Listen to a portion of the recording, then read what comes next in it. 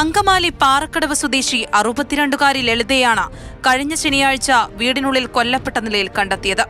Plastic കയർ കഴുത്തിൽ കുരുക്കിയ നിലയിലായിരുന്നു മൃതദേഹം. കയറിന്റെ ഒരു വശം മുറിയിലെ സെറ്റിയിൽ കെട്ടിയ നിലയിലും മറുവശം കഴുത്തിൽ കുരുക്കിയ നിലയിലും. ഭർത്താവ് ബാലനാണ് കൊലയ്ക്ക് പിന്നിലെന്ന് ആദ്യമേ ഉറപ്പായിരുന്നു. എറണാകുളത്തെ സ്വകാര്യ സ്ഥാപനത്തിൽ ജോലി ചെയ്യുന്ന മകൻ രാത്രി വീട്ടിലെത്തിയപ്പോഴാണ് ലളിതയെ കൊല്ലപ്പെട്ട നിലയിൽ കണ്ടത്. വൈകിട്ട് 7 മണിക്ക് മകൻ വരുമ്പോഴാണ് ഇത് കാണുന്നത്. ആള് കൊച്ചിയിൽ എവിടെയാണ് പണിയായിരുന്നത്. അപ്പോൾ പോലീസുകാരും പറയുന്നത് ഉച്ചയ്ക്ക് മുമ്പ് നടന്നിട്ടുണ്ടെന്നുള്ളതാണ്. അപ്പോൾ അത്രയും മണിക്കൂറുകളായിട്ടുണ്ടെന്നുള്ളത് പോലീസുകാരും പറയുന്നുണ്ട്.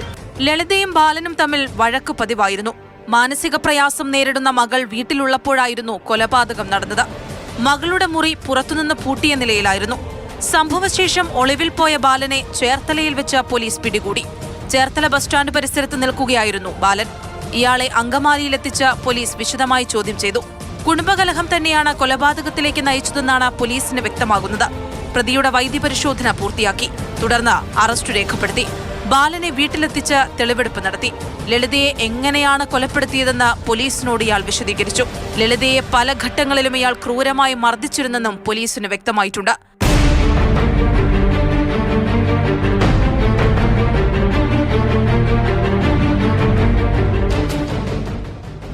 മാതൃഭൂമി ന്യൂസ്, കൊച്ചി.